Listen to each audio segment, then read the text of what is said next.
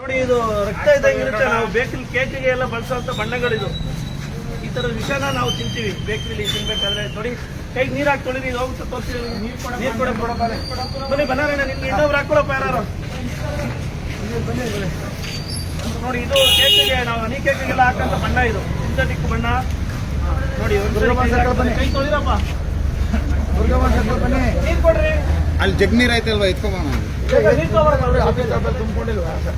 ನೋಡಿ, ಬೇಕಲ್ಲಿ ಈ ತರ ಸಿಂಥೆಟಿಕ್ ಕಲರ್ಸ್ ಎಲ್ಲ ಬಳಸ್ತೀವಿ. ದಯಮಾಡಿ 10 ಸರಿ ನೀರ್ ಹಾಕಿ ತೊಳೆದ್ರು ಒಂದು ಚೂರು ಕೈಲಿ ಹೋಗಲ್ಲ ಅದು.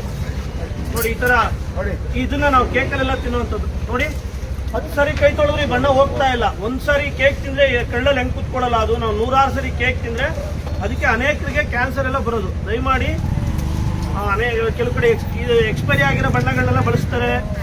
ನೋಡಿ, ಇದು 10 ಸರಿ ತೊಳೆದ್ರು ಹೋಗ್ತಾ ಇಲ್ಲ. ಇದನ್ನ ನಾವು ಕೇಕಲ್ಲಿ ತಿಂತೀವಿ. ಒಂದ್ಸರಿಗೆ ಎಷ್ಟು 20 ಸರಿ ಉಜ್ಜು ತೊಳಿತೀವಿ. ಕಳ್ಳೊಳಗಡೆ ಉಜ್ಜಿ ತೊಳಿತೀವ ನಾವು.